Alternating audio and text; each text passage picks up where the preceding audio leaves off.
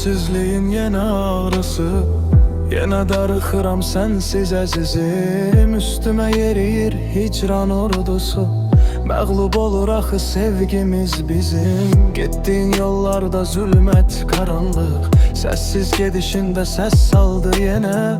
Yolunda məhv oldu gitti cavanlıq, suallar cevapsız bak kaldı yine. Bəs niye, ne üçün, sebep ne oldu?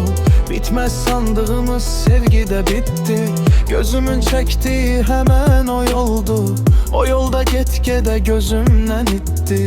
Həsrətin yolları hicranla dolu, arzular ürəyə ağır yük salıb.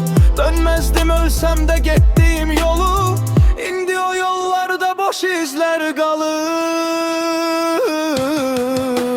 Derdimi yazmağa yetmeyir kalem, hayallar gözüme yaş salır gedir. Geceler oturup yuxu gözlərəm, yuxumda gah gelir gah kalır gedir. Yağışlar çırpılır boz küçelere, gözden yanaklara axan yaş kimi.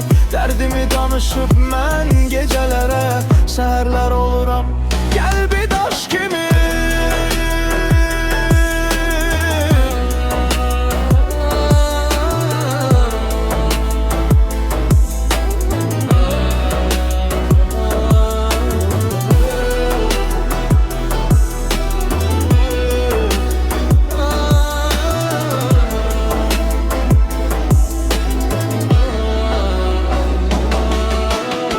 Tellerin yüzüne değse yanardım, o kadar sevirdim olmuştum deli. Özüme de seni mən kıskanardım, indi özüme gelir bunlar gülmeli. Özün yoksa netrin havalardadır, gözümde gözünün izleri kalıp. Sensiz yaşamağın kalmayıp tadı, nakam arzularda ruhum qocalıp. Ürək qan ağlayır, süzülür qanıb, küsmüşəm ürəklə danışmıram mən.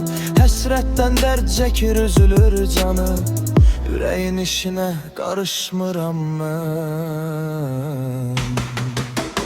Dərdimi yazmağa yetmeyir qələm, xəyal qalır gözümə yaş salır gedir. Geceler oturup yuxu gözlərəm, yuxumda gah gelir gah kalır gedir. Yağışlar çırpılır boz küçelere, gözden yanaklara axan yaş kimi. Derdimi danışıp mən gecelere, seherler oluram